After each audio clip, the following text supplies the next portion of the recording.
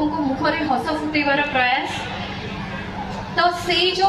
प्रयास टी रही मु आशा करी कि आपण मानकर आशीर्वाद मो उपरे रहिबा और आगु को अनेक किछि करिवार इच्छा रही लोकों मो सक्षमता अनुसार शेष एति कहबी ये आसिक बहुत भल लगे महाप्रभु श्री जगन्नाथ पाखे प्रार्थना कि आपण मानक से घंट घोड़े रखतु खुशी रखतु सुखरे रखतु सब परिवार आपण मैंने खुशी रुहतु सुस्थ रुहतु शांति रुहतु आशा करुँची आपण मानकर नुआ वर्ष भलरे कटुथिबो आपण मानकर जहाँ स्वप्न रही से गुड़ा सब पूरण हम आपण मैंने खुशी रहिबे भलरे रहिबे अनेक सफलता आपण को जीवन रे आसू खुशी खबर मध्य आसू यहाँ आज गोटे सौभाग्य थिला आपण मान सहित देखा एते मात्रा रे महिला माने ये योगदान देछथि सेटा देखि मते बहुत खुशी लागुची अभी युवा पीढ़ी मध्य बहुत एक्टिव अछंती आगे आगे आगे युवा पीढ़ी माने मते भाई भौणी माने अछंती बहुत खुशी लगिला आपण मान को देखि कि आपण मान को सहित देखा है कि भाबुची आउ गोटे थर मध्य निश्चय सुजोग मिलिबो आपण मान को सहित देखा होबार बहुत आपण मानक मोर श्रद्धा सम्मान भल पाइबा आसी आशीर्वाद नापी आशा करुँचे आपण मानकर आशीर्वाद आपण मैंने निश्चय मत देवे आ जो भल पाइबा आपण मानकर भल पाइबा ही मोर शक्ति आगु को बढ़िया मत सब बेले प्रेरणा देछि आशा करुँचे से भल पाइबा को आपण मैंने सब बेले बजाय रखिबे आशीर्वाद देवे मत थैंक यू सो मच आपण जो हस हस मुहरे आपण मैंने इतने सुंदर भाव में मत स्वागत करले आपण मानकर करताली आपण मानकर मूल्यवान समय आपण मानकर भल पाइबा हस हस मुहरे ये जो अभूला स्मृति मो पे सब बेले रहिबो बहुत खुशी लगिला आज्ञा आपण मन समस्त खुशी रुहतु आपण मान भीतर एकता सब बेले बजाय रहू बहुत भल पाइबा बहुत सम्मान थैंक यू वेरी मच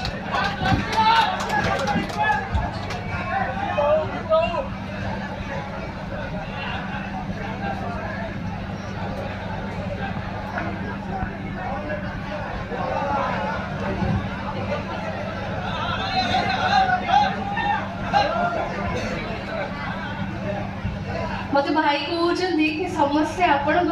वर्षा आसी मुझे कहली सेटा ही भल पाइबा आज्ञा आज्ञा भाई भाई मु तो सिंगर नुहे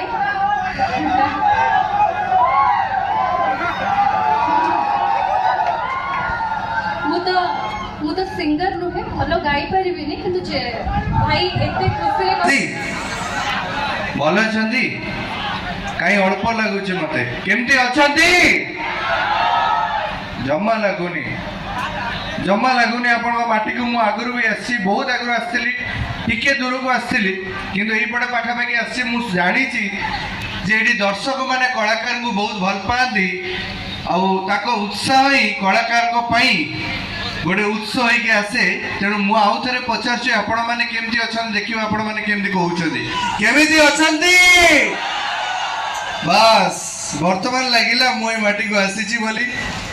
अशेष धन्यवाद देवी कमिटीर समस्त मेंबर्स मानक जो मानी आज मुझे पाखे पहुँची पारी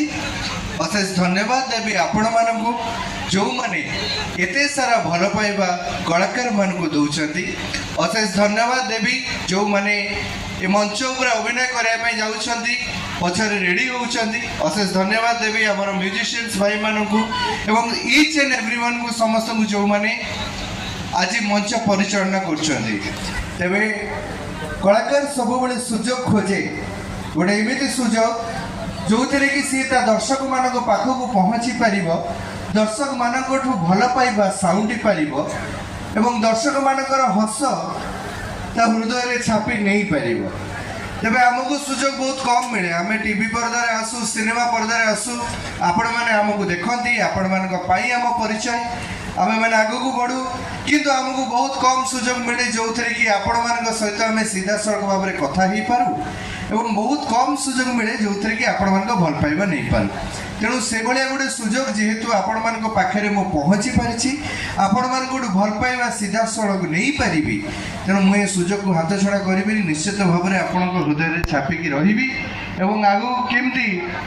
ଆପଣମାନଙ୍କ ମନ ଭିତରେ ରହିବି ସେ ପାଇଁ ମୁଁ ମଧ୍ୟ ଚିନ୍ତିତ ଅଛି। ସାନବେଳୁ ଶିଶୁ କଳାକାର ହିସାବରେ କାମ କଲି। ମା ମାଉସୀ ମାନେ ମନେ ଥିବ କି ଶ୍ରୀ ଜଗନ୍ନାଥ କାଳିଆ, ଗାୟତ୍ରୀରେ ମୁନା ହେଇଥିଲି ଏବଂ ବହୁତ ଗୁଡ଼ା ସିନେମା କଲି। ସୁନାଚଢ଼ି ରୂପାଚଢ଼ି, ନେଇଯାରେ ମେଘ ମତେ, ଆକାଶ କି ନୁହେଁ ଲାଗିଲା, ପାଖାପାଖି 22ଟା ଖଣ୍ଡେ ସିନେମା କରିଦେଲି ଚାଇଲ୍ଡ ଆର୍ଟିଷ୍ଟ ହିସାବରେ, ଶିଶୁ କଳାକାର ହିସାବରେ। ଏବଂ ତାପରେ ଯେତେବେଳେ ବଡ଼ ହେଲି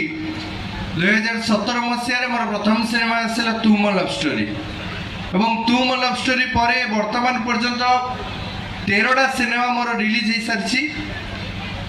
ଦୁର୍ଭାଗ୍ୟର ବିଷୟ ଏହା ଯେ ପ୍ରାୟ ସବୁ ସିନେମାରେ ମୋତେ ହିରୋଇନ୍ ଛାଡ଼ି ପଳାନ୍ତି। ଯେଉଁ ଭାଇମାନେ ହସିଲେ ଖୁବ୍ ଶୀଘ୍ର ଆପଣଙ୍କର ଏମିତି ଅବସ୍ଥା ନ ଆସୁ। କିନ୍ତୁ ହିରୋଇନ୍ ମାନେ ଛାଡ଼ିକି ସିନା ଯାଆନ୍ତି, କିନ୍ତୁ ସବୁ କ୍ଲାଇମ୍ୟାକ୍ସରେ ହିରୋଇନ୍ ମାନେ ପୁଣି ଆମ ପାଖକୁ ଫେରି ଆସନ୍ତି। କାହିଁକି? କାହିଁକିନା ଆମର ଡିମାଣ୍ଡ ଅଛି, ଠିକ ନା ନାଇଁ? ହଁ ବାସ୍, ଯେଉଁ ଭାଇମାନେ ହଁ କହୁଛନ୍ତି ନିହାତି ବ୍ରେକଅପ୍ ପରେ ଆଉ କିଏ ଗୋଟେ ଆସିବ ଯେ ନାଇଁ, ସୌଗୌରବରେ ସମସ୍ତେ ହଁ କହୁଛନ୍ତି। ମା ମାଉସୀ ମାନେ ଆପଣଙ୍କ ପୁଅମାନେ ଯଦି ବସିଛନ୍ତି ଏପଟେ ପ୍ଲିଜ୍ ଲକ୍ଷ୍ୟ କରି ରଖନ୍ତୁ, ତାଙ୍କ ମୋବାଇଲ ଚେକ୍ କରିବେ ଘରେ ଗଲା ପରେ। ତେବେ ଆମେ ଯିବା, ଆଗକୁ ଯିବା, କାର୍ଯ୍ୟକ୍ରମ ଆଡ଼କୁ ଯିବା। ମୁଁ ଡାଇଲଗ ହଉ ମୁଁ କହିବାକୁ ଦିଅ ଅଛି ଯାଉନି। ତେବେ ମୋର ସିନେମା ଆଜ୍ଞା ତ ମୁଁ କହିଲି ତୁ ମୋ ଲଭ୍ ଷ୍ଟୋରି କରିଥିଲି, ତ ଭାବୁଛି ତୁ ମୋ ଲଭ୍ ଷ୍ଟୋରିର ଗୋଟେ ଡାଇଲଗ କହିବି ତ? ଜମା ମତେ ଏମିତି ଏନର୍ଜି ମିଳିଲେ ମୁଁ କହିପାରିବିନି, କହିବି। ଚମତ୍କାର। ତେବେ ମୁଁ ମ୍ୟୁଜିସିଆନ୍ସ ଭାଇଙ୍କୁ ଟିକେ ଅନୁରୋଧ